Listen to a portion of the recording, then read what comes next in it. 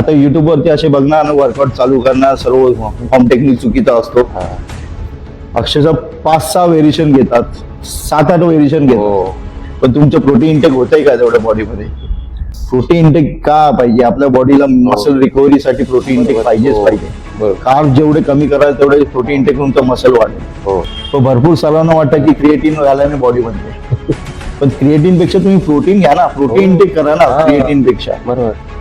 नाही सर मला क्रिएटिनच पाहिजे, मला बॉडीज बनवायची.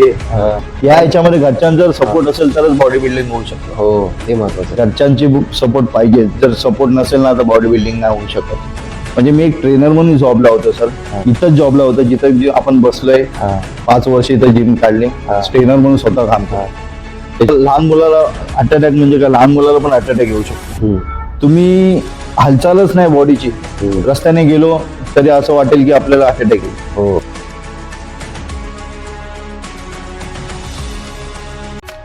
या मुलाखतीचे प्रायोजक आहे बटरेला. Be healthy be strong.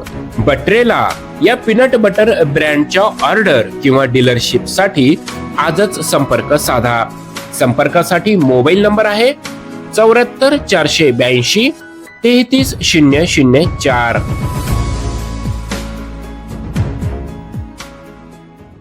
बघायला गेलं तर क्रिएटिनची जाहिरात खूप जोरात सुरू आहे. मुलांना वाटतं की क्रिएटिन खाऊनच बॉडी बनते की काय, कारण आता समोरचे जे ऍड करणारे असतात ते 2 पैसे कमवण्यासाठी जाहिरात करत असतात. पण मुलांना माहित नसतं की याने ऑलरेडी स्टेरॉइड घेऊन त्यांनी बॉडी बनवलेली आहे. पण कुठेतरी ह्या आमिषाला मुलं बळी पडत आहे असं वाटत नाही सर? क्रिएटिन हे आपल्या मसलसाठी आपण हे करून एक्स्ट्रा हे असतं. क्रिएटिन मुलांना वाटतं की चल क्रिएटिन घेतलं म्हणजे बॉडी बनते, पण तुमचं वॉटर लेवल वाढतंय ते बघा. तुम्ही पाणी एवढं लोड करतायत का? आताच असं क्रिएटिन पिल्याने किडनी फेल होते. किडनी का फेल होते? पण तुम्ही किडनी फेल नाही होत. तुम्ही पाणी किती इंटेक करतायत. कोणाला क्रॅम्प येतात. क्रॅम्प येतात, सर मला क्रॅम्प, वर्कआउट करतात तर क्रॅम्प. तुम्ही पाणीच नाही पिता तर क्रॅम्प येणारच ना. क्रिएटिन तुम्ही किती वेळा पितात? सर 3 वेळा पितो. कोण एकदा बोलतो सर 4 वेळा. बोल का? सर बॉडी लवकर बनायला पाहिजे. क्रिएटिन पिल्याने बॉडी लगेच होते का अशी? सांगा तुम्ही मला. असं वाटतं की त्यांना वाटतं की क्रिएटिन पिल्याने सर मला 15 दिवसात क्रिएटिनचा डबा संपवला. पण तेवढं पाणी पण वॉटर लेवून डाईट तुम्ही करत नाही तर मसलला पण मसल कसा वाढणार, कशी बॉडी वाढणार? पण भरपूर सर्वांना वाटतं की क्रिएटिन घाल्याने बॉडी बनते, पण क्रिएटिन पेक्षा तुम्ही प्रोटीन घ्या ना, प्रोटीन इंटेक करा ना क्रिएटिन पेक्षा. बरोबर. नाही सर मला क्रिएटिनच पाहिजे, मला बॉडीज बनवायची. असं सर्वांना वाटतं की क्रिएटिनने बॉडी. क्रिएटिन 1000-1200 बॉडी 800 रुपयात क्रिएटिन भेट. हो 800 रुपयात. कमी याच्यामध्ये 800 रुपयामध्ये बॉडी बनवायची आहे ना. चल 800 रुपये सर्व असते तर कुठे अर्नवली कुठे असते आता. हो स्वस्तात कधी बॉडी बनतच नसते. खूप डेडिकेशन. बॉडी बिल्डिंग ही स्पर्धा खेळण्यासाठी तुम्ही खूप स्वतः डेडिकेशन केलंय, थोडं हार्डवर्क केलंय. परंतु आतापर्यंत जेवढ्या काही तू स्पर्धा खेळलास, किताब पटकावले, तर याचं श्रेय तू नेमकं कोणाला देतो? सर पहिले तर आपले गुरु ज्यांनी आपल्याला या क्षेत्रामध्ये आणलं त्यांचं विलास पाटील पहिले सर, त्यांना पहिले देतो. म्हणजे पहिले आपले आई वडील झाले. आई वडील म्हणजे का आपल्याला सर्व त्यांनी सपोर्ट केला. आई वडिलांनी सर्व म्हणजे ज्यांनी डाईट आपल्याला समोर ते बनवून द्यायचे, आपण खायचो. जे सांगायचो आपण ते करून द्यायचो. तेव्हा आई वडिलांनी भरपूर मेहनत घेतली, भरपूर घरच्यांनी भरपूर मेहनत घेतली. आता पण घरचे वाईफ झाली, वाईफ पण भरपूर म्हणजे कॉम्पिटिशन पासून येण्यापासून ती सपोर्ट करते. असं ते मम्मी झाली, सर्व म्हणजे सर्व चालू आहे नॉर्मल. असं घरच्यांनी खूप सपोर्ट केला. या याच्यामध्ये घरच्यांचा जर सपोर्ट असेल तरच बॉडी बिल्डिंग होऊ शकतं. हो ते महत्वाचं. घरच्यांची सपोर्ट पाहिजे. जर सपोर्ट नसेल ना तर बॉडी बिल्डिंग नाही होऊ शकत. कारण मी सर 2016 मध्ये मी कॉम्पिटिशन स्टॉप झाले. माझा एक ऍक्सिडेंट झाला. मी लगातार टायटलच्या हिशोबाने होतो. म्हणजे घरचे बोलतात जाऊन सर नजर लागली. मी फॉर्मला फुल फॉर्मला होतो. ऍक्सिडेंट झाला. ऍक्सिडेंट मध्ये 1 वर्ष म्हणजे मी हॉस्पिटलला होतो. म्हणजे मेजर हॉस्पिटल म्हणजे हे झालं. 6 महिने मी हॉस्पिटलला होतो. फोर्टीजला मला एक 6 महिने म्हणजे एक फोर्टीजला घेतलं नाही मला. त्याच्यानंतर मग केमला नेलं. केमला मला 6 वर्ष केमला होतो. 6 महिने 6 महिने केमला काढले. त्याच्यानंतर मग काय करायचं काय असं विचार चालू आला. घरचे बोलले जिम सोड. घरचे बोलत होते कशाला अवघड वजन उचलून काय हे झालं. हा. बोललो नाही, माझी फील्डच ही आहे, मी 2011 पासून या फील्ड मध्ये तर मी तेच करू शकतो. बरोबर. दुसरं कारण मी दुसरीकडे जॉबला गेलो तर माझं मन दुसरीकडे नाही लागणार, बरोबर. दुसरीकडे नाही लागणार. मग त्याच्यानंतर मग घरचे बोलले की नको जिमला नको जाऊ, थोडा हे कर हे ते. 2017 पर्यंत, 17 नंतर मग 18ला मग 2 वर्ष मी असेच केलं. नंतर मग 20 मध्ये वाटतं कोविड आला. बरोबर. 20 मध्ये अक्षरशः माझे लग्न झालं, मॅरिड झालं लग्न. आणि दुसऱ्या वर्षी कोविड होता. हा. ती 2 वर्ष अशीच गेली. 2 वर्ष 2022, 2020 आणि 21. 22ला मी जिम स्वतःची चालू केली. बरं. म्हणजे मी एक ट्रेनर म्हणून जॉबला होतो सर. हा. इथंच जॉबला होतो जिथं आपण बसलोय. हा. 5 वर्ष इथं जिम काढले, हा. ट्रेनर म्हणून स्वतः काम केलं. त्याच्यानंतर बोललो नाही आपल्याला काहीतरी करायला पाहिजे. मी असंच विचार इथं उभा राहून विचार करतो आपण कधी काय करू शकतो, काहीतरी स्वतःच काहीतरी करू शकतो, स्वतःची जिम कधी होईल असा विचार केला. नंतर मला समजलं की ही जागा खाली होती. त्याच्यानंतर मग डेअरिंग म्हणजे सर कोणी डेअरिंग नाही करू शकत तेवढी डेअरिंग मी केली. कारण या लोकेशनला डेअरिंग करणं म्हणजे भरपूर हे होतं. बरोबर.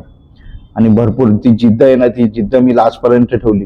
करो या मरो, बोललं ते करायचंच आहे, बोललं काही ना काय. आणि स्वतःच काहीतरी आपलं घडवायचंच आहे. तुझा आवडता बॉडी बिल्डर कोण? आवडता बॉडी बिल्डर म्हणजे सुहास कामकर सर.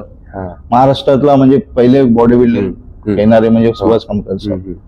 आता ह्याच्यामध्ये भरपूर नाव कमवलेलं आहे सर. हो, खरी खरी ते पण मराठी शून्यातून वरती आले. म्हणजे जे स्टेजवरची बॉडी आहे ना ती बघून वाटते ना, समोरच्याला वाटतं की खरंच बॉडी सुहास कामकर सर. बरं. आता आपण बऱ्याच वेळा ऐकतो, न्यूज चॅनल्सवर ऐकतो की जिम मध्ये व्यायाम केल्याने हार्ट अटॅक येतो, त्यामुळे मृत्यू होतोय बऱ्याच जणांचा. तर हे कुठेतरी अफवा पसरवल्या जात आहे. फिटनेस इंडस्ट्री बद्दल चुकीची माहिती बाहेर पसरवली जाते, असं वाटत नाही तुला? सर हार्ट अटॅक कसा, आता लहान मुलाला हार्ट अटॅक म्हणजे काय, लहान मुलाला पण हार्ट अटॅक येऊ शकतो. तुम्ही हालचालच नाही बॉडीची, रस्त्याने गेलो तरी असं वाटेल की आपल्याला हार्ट अटॅक येईल. पण तुमची आतमधली इम्युनिटी पॉवर जेवढी वाढते तेवढी वाढतच नाही ना. आता एवढं खाणं, एवढं केमिकल आलंय आताच्या. बरोबर.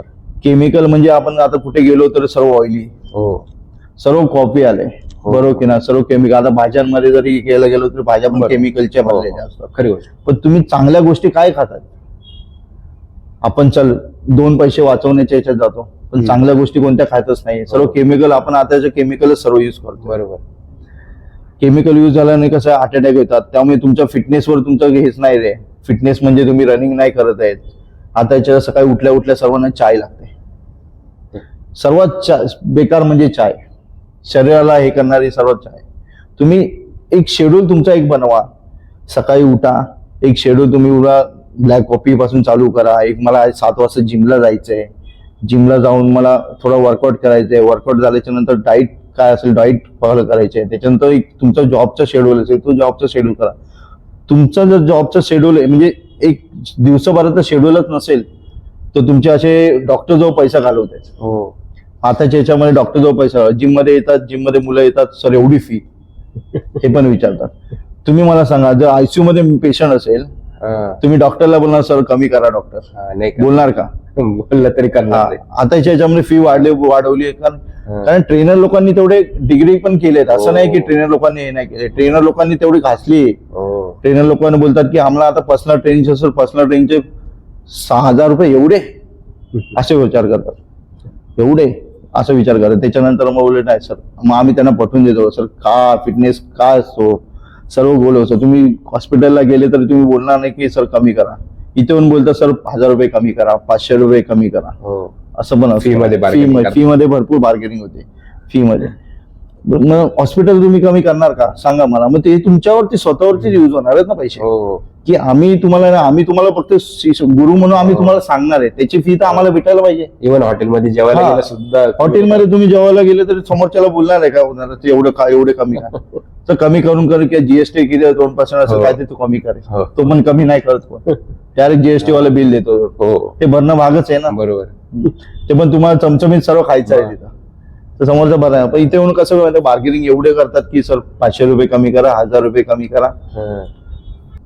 प्रफुल्ल, आता बरेच असे नवीन मुलं या क्षेत्रात येऊ पाहत आहे, आपलं स्वतःचं नशीब आजमावू पाहत आहे, तर त्यांना तू काय मार्गदर्शन करशील?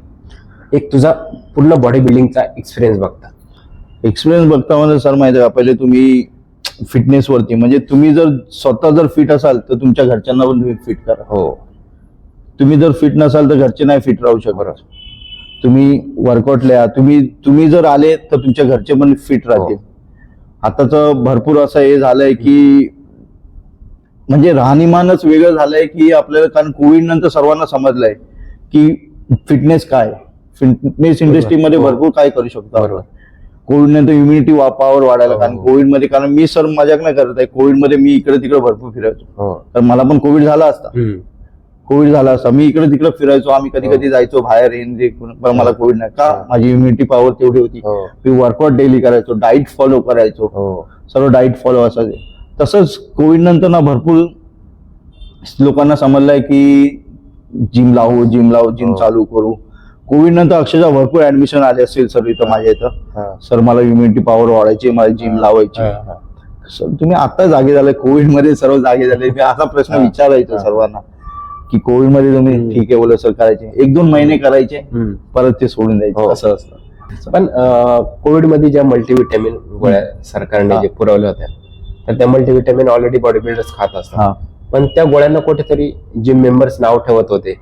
तर त्याबद्दल काय वाटतं? मल्टीव्हिटॅमिन सर माहिती आहे का, मल्टीव्हिटॅमिन आता तुम्ही डॉक्टर जवळ गेले तरी डॉक्टर मल्टीव्हिटॅमिन टॅबलेट देतो. पण आताच्या याच्यात आम्ही बॉडी बिल्डर मल्टीव्हिटॅमिन झाले, लिम्सी झाले, बाकीचे टॅबलेट असते ते आम्ही खातो. तर समोरचा कोणतरी सर एवढ्या मोठ्या टॅबलेट, पण तुम्ही डॉक्टर जवळ गेले तर डॉक्टर बोलणार की डॉक्टर हेच टॅबलेट देणार आहे. कुठे दुखलं तर पेन किलर देतो, बरोबर की नाही? शोल्डर दुखतोय, हात दुखतोय, कुठे आलं तर पेन किलर द्या, तर तेवढं पुरतं बरं होतं. पण तुम्ही मल्टीव्हिटॅमिन काय, जॉईंट साठी तुमचे चांगले आहेत सर्व. आता लहान मुलाला जन्मल्यावरती प्रोटीन पावडर देतात, बरोबर की नाही?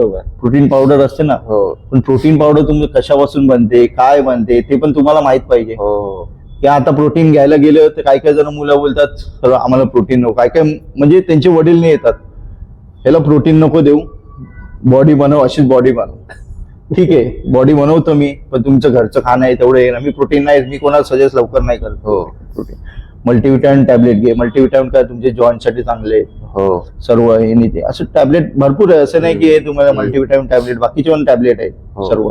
फिश ऑइल झालं, लिम्सी झाले, बाकीचे टॅबलेट आहे जेणेकरून तुमचे बोन हे स्ट्रॉंग राहते. बॉडी बिल्डिंग मध्ये माइंडसेट किती महत्वाचा आहे सर? माइंडसेट, बॉडी बिल्डिंग हा पेशन्स म्हणजे डेडिकेशन वाला गेम आहे. मेन कंट्रोल सर्व तोंडावरती पाहिजे. बरोबर. समोरचा जर काय खात असेल तर आपले चिडचिड होते. चिडचिड काय होते? आमचे 3 महिने बॉडी बिल्डिंग आहे, 3 महिने आमचं पूर्ण मीठ सॉल्ट बंद असतं.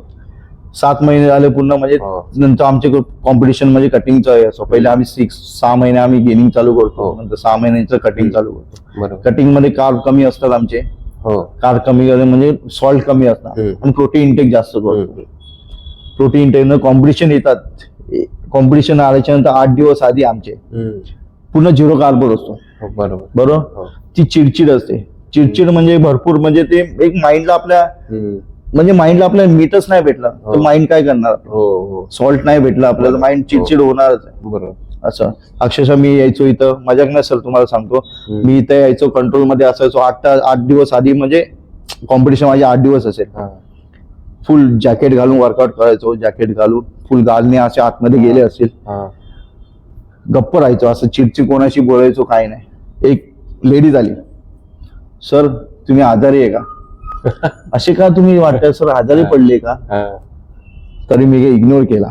ठीक आहे, मला म्हणजे एक ती कंट्रोल मध्ये बोलण्याची हे नव्हती मला. ठीक आहे मॅडम बोलत, असं नाही बोललो, माझे आता कॉम्पिटिशन चालू आहे. कारण त्यांनी मला भरपूर दिवसांनी बघितलेलं. त्या आल्या, मॅडम बोलतात की सर तुम्ही आजारी पडले, काय एवढं का भारी, एवढं टेन्शन आहे का, असे बोलायला लागले. बोललो नाही, बोललो मॅडम मला माझं कॉम्पिटिशन आहे, ते कॉम्पिटिशन मध्ये आम्हाला वेट कमी करायला लागतं. वेट पण एवढं, अक्षरशः समोरचे घाबरले. सर एवढं कसं तुम्ही केलं, एवढं कसं हे झालं, एवढं आजारी आहे सर, तुम्ही लक्ष द्या, घरचं टेन्शन आहे का, हे प्रश्न मला भरपूर जण विचारायचे सर. भरपूर जण विचारायचे आजारी आहे का सर्व हे. मी बोललो नाही, बोललो आजारी नाही, बोललो कॉम्पिटिशन आहेत माझे सर्व आहे. मेन सर कंट्रोल माहिती आहे, बॉडी बिल्डिंग हा कंट्रोल पेशन्स सर्व आहे. पण असं कधी तुझ्या जवळचे मित्र परिवार असतील किंवा नातेवाईक असतील, असं तुला कधी बोलतं का, अरे बाबा तू तर मागच्या वर्षी एकदम 6 पॅक होते, आता तुला पोट आलं, तेव्हा होते का चिडचिड? चिडचिड म्हणजे सर माझं हे क्षेत्र माझ्या बॉडी बिल्डिंग मध्ये होतं. मी पहिल्यापासून बॉडी बिल्डिंग. असे काही जण म्हणतात तू तर जिम मारतो, तुझा स्पोर्ट दिसतंय, असे डिवचणारे तुला भेटले का कधी? ना असे डिवोर्सणारे तर भरपूर भेटलेत, असं नाही काय. पण आम्हाला माहिती आहे आमचं गोल काय असं. हो, आमचं गोल काय असं, आम्हाला 6 मंथ मध्ये आम्ही वर्कआउट 6 मंथ मध्ये ऍप्सचा वर्कआउट नाही करत, म्हणजे पोटाचा वर्कआउट नाही करत. का नाही करत? आम्हाला साईज गेन करायची. जो मसल वाढतो तो समोरच्या नंतर मग बोलतो की सर एवढं पोट आहे तुम्हाला, एवढं कारण साईज मध्ये आम्ही पूर्ण बल्की होऊन, बल्की म्हणजे मसल गेनिंग मध्ये होऊन जातो सर. बरोबर. तीच व्यक्ती जर तुम्ही 6 महिन्याने मला बघाल, मला बोलते सर काय झालंय, कसे केलं तुम्ही, काय केलं, असं हा प्रश्न विचारतात सर्व. म्हणजे अचीव म्हणजे भरपूर अक्षरशः मी सर मजाक नाही, मी क्लायंट पण घ्यायचो नाही. 2 महिने आले, 2 महिने मी माझा स्वतःचा वर्कआउट करून वर्कआउटला यायचो. 4 तास सकाळी वर्कआउट, संध्याकाळी 4 तास वर्कआउट करायचो. 0 कार्बन होतो. यायचो इथं वर्कआउट करायचो. अक्षरशः जॅकेट घालून मी कोणाच्या, मला ओळखायचे पण नाही कोण की मी क्लायंटला पहिलेच बोललेलो सर 2 महिने मला वर्कआउट घ्यायला नाही जाऊन, माझी कॉम्पिटिशन आहे. त्यांनी पण मला समजून घेतलं. बोलले ठीक आहे. मग त्याच्यानंतर मग मला भरपूर दिवसांनी एका क्लायंटने तोच प्रश्न विचारला. दुसऱ्या क्लायंटने मला विचारला सर तुम्ही आजारी पडले, काय झालं एवढं, हा प्रश्न मला विचारला. आजारी पडलं, बोललो नाही, बोललो आजारी नाही, कॉम्पिटिशन माझी चालू आहे सर्व हे नाही. त्याच्यानंतर त्यांना सांगितलं असं असं, पटवून दिलं त्यांना. बरोबर, असं बरोबर. तू आज या लेवल पर्यंत येऊन पोहोचला. बरेचसे तू टायटल सुरुवातीला सांगितले की एवढे मी स्पर्धा खेळलो, टायटल मिळवले. या यशाचं श्रेय तू कोणाला देतो? यशाचं पहिलं श्रेय म्हणजे माझे आई वडील, माझी वाईफ. आता म्हणजे भरपूर घरच्यांनी भरपूर सपोर्ट केला. घरच्यांनी सपोर्ट नसताना तर बॉडी बिल्डिंग नसते. त्याच्यानंतर माझे सर आहेत, त्यांना देतो. म्हणजे काही जण म्हणजे जिम मध्ये पण मला सपोर्ट करायचे. असं नाही की वर्कआउट घ्यायला पासून बाकीचे जिम सांभाळण्यापासून माझे ट्रेनर झाले, सर्व हे करायचे. प्रिप कोच व्याख्या काय? प्रिप कोच म्हणजे सर गुरु, तो गुरु असतो. प्रिप कोच म्हणजे काय सर माहिती आहे का, आता आपण जे गुरु बोलेल तेच आपल्याला करायचं. बरोबर की नाही? जे गुरु बोलणार तेच. गुरु बोला 200 ग्रॅम चिकन खायचं, 200 ग्रॅमच चिकन खायचं. एवढं हे वर्कआउट करायचं, एवढंच वर्कआउट. जो गुरुला मान कोण देऊ शकणार तो कोणी नाही करू शकत. बरोबर. गुरु तर गुरुच असतो. आज गल्लीतल्या 2-3 स्पर्धा खेळणारा सुद्धा प्रेप कोच बनू पाहतोय. मुलांना चुकीची माहिती पोहोचवली जाते, ज्यामुळे काहींना मृत्यूला कवटाळलं आहे. बरोबर. बऱ्याच बॉडी बिल्डरांना मृत्यू झालेला आहे. तर याबद्दल तुला काय वाटतं? आता सगळं कसं माहितीये का सर, कॉम्पिटिशन आले, चल एक कॉम्पिटिशन ते लोक खेळले, मुलं कॉम्पिटिशन केले. अरे मला तर माहिती आहे सर्व, मी तयारी करू शकतो, हे करू शकतो. पण तू स्वतः तुझ्यावरती युज केलंय का सर्व गोष्टी? या गोष्टी तू स्वतः टाकल्या आहेत का की दुसऱ्याला तू देऊ शकतो? नाही. असा प्रश्न विचारलेला मी एका क्लायंटला. बोलतो नाही, मी नाही कधी कॉम्पिटिशनला. तू त्या स्टेजला गेलायस का? बोलतो नाही, मी कॉम्पिटिशनला स्टेजला नाही गेलो. मग तू त्या समोरच्या बॉडी बिल्डरला, समोरच्या मुलाला कसं तयार करू शकतो? बरोबर की नाही? तू त्या स्टेजलाच नाही गेला, त्या स्टेजच्या वेळेस नाही करू शकलं, तर तू त्या बॉडी बिल्डर करूच नाही शकत. बरोबर. नुसतं वर्कआउट घेणं हे माहित नसतं. वर्कआउट कसं घ्यायचं तसं कोणी वर्कआउट घेऊ शकतं, पण कसं माहिती का, एक ट्रिप म्हणजे एक नॉर्मल असं डाईट प्लॅन पासून त्याचं शेड्यूल, पूर्ण दिवसभराचं शेड्यूल त्याला लिहून द्यायला लागतो. असं नाही की कॉम्पिटिशनची म्हणून तुला ही सायकल दिली, डाईट दिलंय, नाही. त्याचा दिवसभराचा शेड्यूल असतो, तो शेड्यूल पूर्ण लिहून द्यायला त्याला कोच बोलतात. बरोबर की नाही? जर तुम्ही कोचला, आता कोचचं कसं माहिती का सर, आता काय भरपूर जण आले की चल 1 महिना करतात, 2 हप्ते करणार, 1 महिना देतात, तो कोच मग त्या मुलाजवळ लक्षच नाही देत. बरोबर. आताच्या याच्यात सोडून देतात. चल 3 महिन्यात तुझी बॉडी बनवून देतो, 6 महिन्यात आताच हे झालं, 3 महिन्यात बॉडी बनवूया आपण, हे करूया, हे झाले. समोरच्याकडनं मुलांकडनं फी घेतात, पैसे कमवून घेतात. पैसे घेणं. मी ओनर म्हणून सांगतो, असं नाही की हे नाही, ट्रेनर म्हणून मी जॉब करतो, पण मी समोरच्या सांगतो की तुम्ही फी घेता, पण त्याचा गुरुचा तुम्ही त्या फी घेताय त्याचं तुम्ही हे पण करून द्या ना समोरच्याला. कारण समोरचा पण जेवढा अफेक्टिव्ह आपल्याला पैसे देऊन आपल्याला, समोरचा पण ट्रस्ट असतो समोरच्यावर, की तुमच्यावरती ट्रस्ट करून तो हे करतो. खरी गोष्ट आहे. प्रफुल्ल, मला सांग आता तुझं पुढचं टार्गेट काय? सर माझं टार्गेट म्हणजे काय माहिती का, आता मी 8 वर्षाने म्हणजे 2011 पासून मी कॉम्पिटिशन खेळलो, 2016 पर्यंत मी कॉम्पिटिशन खेळलो. त्याच्यानंतर मग माझा ऍक्सिडेंट झाला. ऍक्सिडेंट नंतर मग 2 वर्ष अशीच गेली. 2 वर्षानंतर माझं म्हणजे एक लग्न झालं, माझं लग्न झालं. त्याच्यानंतर दुसऱ्या वर्षी माझं कोविड झाला. ती 2 वर्ष माझी घालवली. नाहीतर मी आताच्या बॉडी बिल्डर मध्ये भरपूर मी ठिकाणी पुढे गेलो असतो. मग आता 2 वर्षानंतर, 8 वर्षानंतर मी कमबॅक झालो त्या स्टेजवरती. कमबॅक होऊन मी त्या स्टेजवरती जाऊन पहिलेच टायटल मी खेळलो.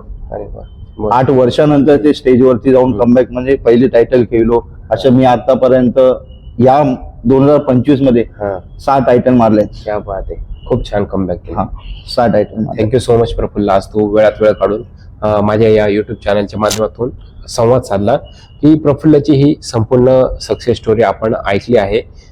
त्याच्या या बोलण्यातून त्याचं ह्या फील्डवर म्हणजे फिटनेस आणि बॉडी बिल्डिंगवर किती प्रेम आहे हे आपल्याला लगेच समजून येतं.